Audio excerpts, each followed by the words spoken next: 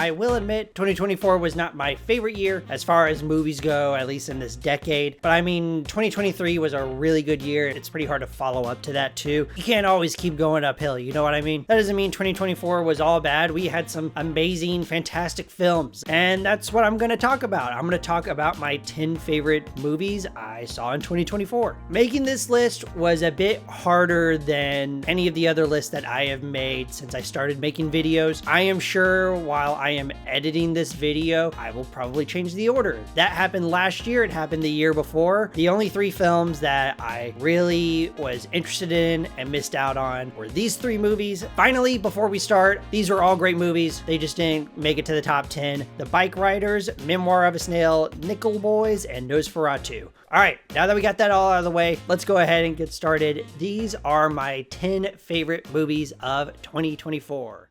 Is everything okay?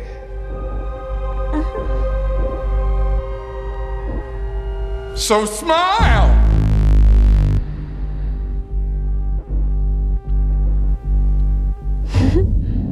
If there's one thing I can say about The Substance is that it is absurd. I was afraid on a rewatch that it wouldn't stick with me as much, but I was wrong. In fact, on a rewatch, I had even a better time. It's grotesque to watch, and it made me squirm at times. I gotta give a movie points for that. I hate watching injections, which is ironic for somebody that has like tattoos and stuff. The cinematography isn't afraid to get close to these characters. Really, it's just a maximalist film. It's doing everything at a level 10, and then it takes it up to a level 11 in the final act. But it has style and it doesn't feel overbearing. The makeup and the use of prosthetics are wild. It is basically just an amalgamation of so many classic horror directors. The editing feels unpredictable. The performances feel a little over the top. It makes it very fun. Demi Moore is great. Margaret Qualley is great as well. And also, I liked a Dennis Quaid performance in 2024. That's something I never would have expected to happen. The story does a great job on balancing between absurdity and bleakness, in my opinion. There's commentary about Hollywood that always feels relevant. I just think it's a wild film and it's crazy to watch. I'll bring something different. I'm bringing like a really intense lyricism. I'm a superhero and I only kill teachers. Yeah. And then we have like soldier, Fucking soldier, machine. smoking since I was 2 years old. So you're bringing like Sensitivity. sensitivity. So many airplanes I wanted to fly on with you, but then you had to go and fuck that up. Rap World is a mockumentary that is co-written, co-directed, and co-starring Connor O'Malley. It takes place in 2009, and it's about 3 guys in Tobyhanna, Pennsylvania, who have one night to make the rap album of the century. It is 50 minutes. It's on YouTube. Some people might argue this is technically a YouTube video. However, it played at a few film festivals, so therefore I get to count it. This movie and its humor is right up my alley. Everyone in this film is fully committed to the bit, especially O'Malley. That is one thing I can always praise him for. So many bits, so many characters just feel like they were inspired by real people, real events. It's just too spot on with how the characters interact and how their dialogue feels too real at times. It just makes me cringe, but also laugh. It's weird. It's hilarious. It was shot on a digital camera. Look what you could do with a digital camera. If you just have a committed cast that understands what works in humor, then you can do a lot with a very simple story. If you're a fan of that Tim Robinson offbeat, I think you should leave type humor, then this is a very easy recommendation for you. Maybe watch it with some friends. I think you will have a blast. Go check it out. 水っていうのは低いところに流れる。で、上流の方でやったことは必ず下に影響します。 I had Evil Does Not Exist as an honorable mention in last year's 2023 video, but this film did get a wide release, so I decided why not go ahead and just move that film over to this list. But I did rewatch this a couple times anyway, and man, it is great stuff. It's directed by Ryusuke Hamaguchi, who directed Drive My Car. I still haven't seen that movie, but I promise I will get to it eventually. Evil Does Not Exist is about a small Mitsubishi Hibiki village that is visited by a talent agency that wants to build a glamping site in their village. It's a very patient film. The first half shows you the routines that our lead Takumi are doing. It may seem mundane, but you are very settled into this wilderness with him, and it makes you feel a little bit more invested with these villagers too. I really love the score. It's almost hypnotizing. The movie touches on ideas about land and labor. I mean, any form of interruption or pollution that seems mundane can still cause a domino effect. What I really find interesting is as the movie is progressing, it is trying to develop these characters a little bit more, trying to make the movie a little bit more wholesome, but by the end, it still just feels like a really cold movie. That may sound like a bad thing, but I promise it has fascinating techniques on filmmaking and complex themes. It has me thinking about it every time I rewatched it. Can't wait to watch it again. I promise I will watch Drive My Car. I promise. You wouldn't be the first relative I've killed. May thy knife chip and shatter.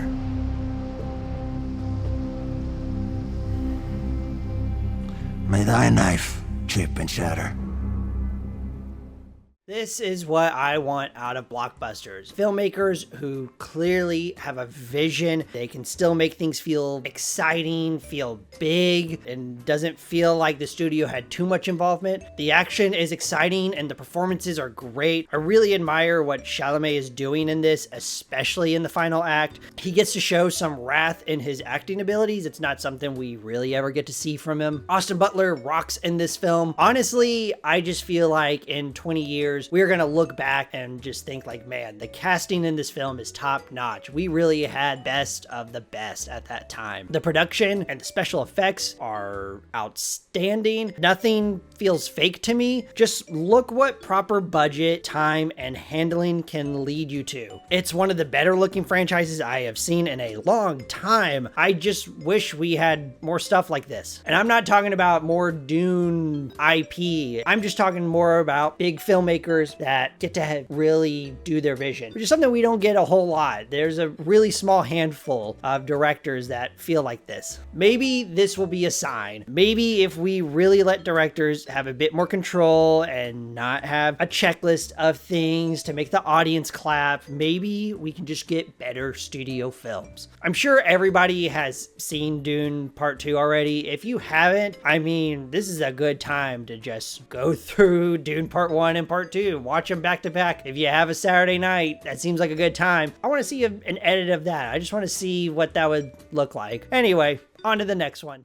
That I murdered that Hamlet scene, bro. Shakespeare is in his grave right now. He rolled over. You did your thing. Sing Sing is probably one of the best movies I have ever seen that shows the power of art. It's a story about inmates at the Sing Sing Correctional Facility who put on a theatrical performance for the whole facility, and this time they are making a comedy. The movie shows how art heals people, how it's used as a form of escapism, and that is a huge theme in this film. It's tied in so well with these characters that want that freedom. There's this one scene that really just spoke with me. There's someone who comes back to Sing Sing, meets with the theater program, gets to talk to his former inmates once again. It's a really moving scene. You can get a sense that there is happiness, that there is freedom, but there's a lack of closeness outside of that compared to the closeness he had with the people that he was in this program with. There's just layers to it, and I think it's so beautifully well done. And what works so well is that I believe almost all of the characters that you see in this film have been a part of the Sing Sing theater program, so their acting just feels much more genuine. Thomas Macklin is doing some great stuff in this. Coleman Domingo, man, he is really powerful in this. Really good at playing this confident and collected guy, but still has plenty of moments to show frustration, confusion, and disappointment. He almost put me in tears by the end of this. I was just moved by him. I love the music too. I really liked the softness of the music, and it kind of fits with that grain and noise that the film had too. Lots of amazing things about this that I could go on for. A24 really butchered the release strategy for this. It's supposed to get another wide release date in January. I mean, come on, A24, just make it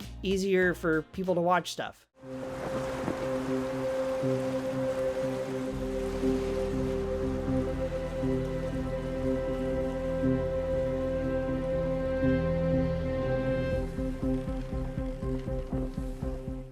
first time I watched Flow, I was stressed out. I've rewatched it multiple times now, and that's thankfully not the case anymore. Flow is an animated film about a cat who lives in a world where humans are no longer a thing, and there's a great big flood. This cat travels through parts of this flooded world on a boat with other animals. There's no dialogue in this, it's only nature, animal noises, and a score that you are listening throughout the entire movie. The animation is very good. I like that cel-shaded style to this. The score is really essential, and it perfectly captures this open world. It sets the atmosphere and tone right. There is a sense of community that is going on throughout the film. Seeing how one can operate with one another is fascinating to me. There's plenty to sympathize with these animals, and it's not just because they are animals trying to cooperate and survive. It's really simple, but because there isn't any dialogue, I think that really adds to the ideas of community, cooperation. It's a little bit more challenging, I think, as a filmmaker, and the fact that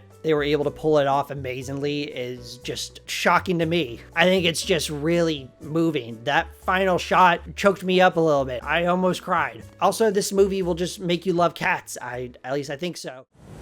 What about you? Do you like girls? I don't know.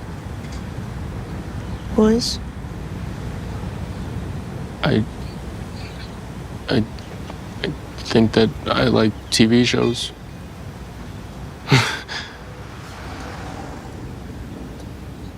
When I first saw the TV glow, it got under my skin. I could not stop thinking about it. Part of that is because of Justice Smith and Bridget Lundy Payne's performances. This is the best I have ever seen from Smith. He's restrained, and you can see there's a lot of pain in this performance. Bridget Lundy Payne is also doing some incredible stuff. Her monologue in the planetarium just makes me so uncomfortable. Her delivery and the writing for that monologue are really powerful. The soundtrack is great. There's plenty of people in this film that popped up that really surprised me, but I do think it is a part of this nostalgic theme that director Jane Schoenburn is going for, and she completely understands how to portray, how to feel nostalgia in a film. This is one of the very few movies where the 90s media actually looked like it came from the 90s. Very, very few movies do that correctly, but she's doing more with nostalgia themes on so many other levels. That could be in casting or finding ways to engulf the audience with its lighting, with its colors, with its settings. It's a really beautiful story about being trans, but even then, I think there are other lenses you can view this movie from. I find the story to also be about repression and finding ways to escape that. It's beautiful to watch. I can't recommend this movie enough. Please go check it out.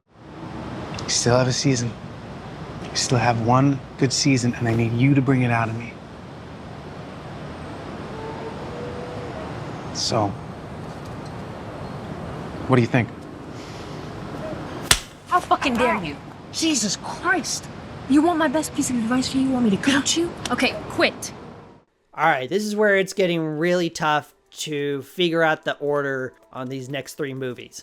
So, Challengers is tense and exciting to sit through. Mike Face, Josh O'Connor, and Zendaya are all giving terrific performances with little moments where they are making it their own. The score adds to the adrenaline, which is already pumped up for me because of how invested I am in this story, in this tennis match. Also, the cinematography is partly what makes this so exciting to watch. Luca Guadagnino and cinematographer Suyumbu Mudkripam found so many ways to shoot a tennis match and made it so thrilling to sit through. My jaw almost dropped. I just couldn't believe they kept finding more and more ways to shoot a tennis match. I think it is a really riveting and fascinating story about power and dynamics, how it's easy to manipulate and control someone, and being able to tell all this through tennis, which is a sport that I never found interesting or exciting. I'm sorry to the tennis fans, is what makes Challengers even more impressive in my opinion. I recommend this movie to everybody. Go check it out. You will have a fun time, I promise.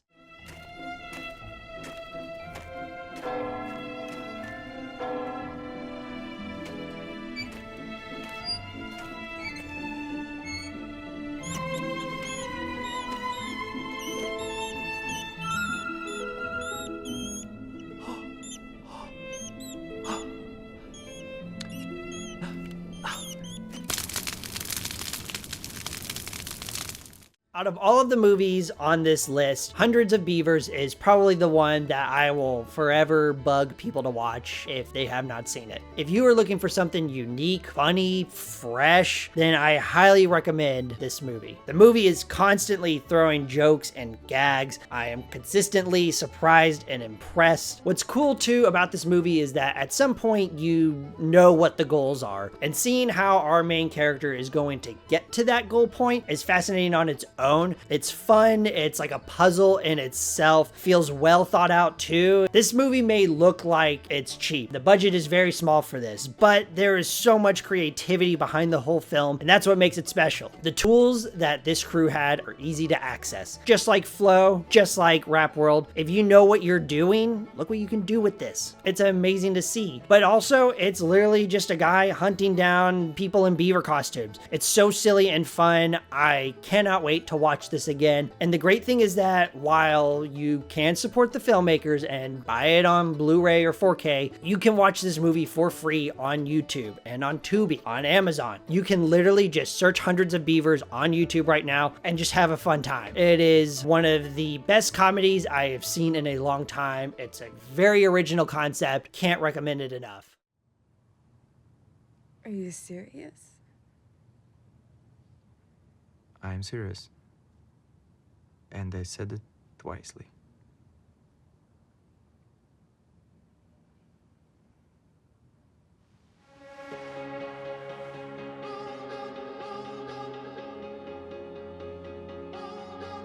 Three carrots. What about 4? Or 5? Or 6? Nora is a lot of things. It feels romantic in the first 45 minutes, and then in the next 45 minutes, it's some of the craziest and funniest things you'll watch in theaters. And then by the end, you will want to jump out of a window like I wanted to. Mikey Madison is incredible, easily my favorite performance of the year. I really think this is one of those characters that just would not have been played as well if it was done by somebody else. You would think that this is a performance that would be very tiresome, but Madison does a great job on making sure that her character believes certain things even in a world that doesn't really exist for her. You can see it all going away. Also, the whole sound design is just wild. I just don't know if I've seen a lot of people talk about this, but the constant yelling and bickering over one another, along with mixing like the background noises and like the street noises, is amazing. It's so impressive to hear all of this. That is tough. Director Sean Baker has shown to me what I do believe is his magnum opus. It's really easy to follow, and it has those themes and ideas about class. He shows how easy and reluctant things can be for the upper class. All of that is told through this gorgeous looking film. It looks better than so many of the other movies I have seen this year and last year and the year before. If you are not familiar with Sean Baker's work, this still might be a great start. Unless you just want to watch his stuff in order of release dates, that's totally fine too. Whatever he does next, I can't wait. And the best part is, it seems like a lot of other people have seen Anora. A lot more people are aware of Sean Baker now. And that is my favorite movie of 2024. And that in general are my 10 favorite films of 2024. So we did it, guys. Thank you so much for watching this. Please let me know what your favorite movie of 2024 is. Let me know what your least favorite movie is. I do already know what I am going to review, so be on the lookout for that. Just make sure you subscribe to this channel. Like this if you like it. Make sure you exercise every day, drink your milk, and have a great day.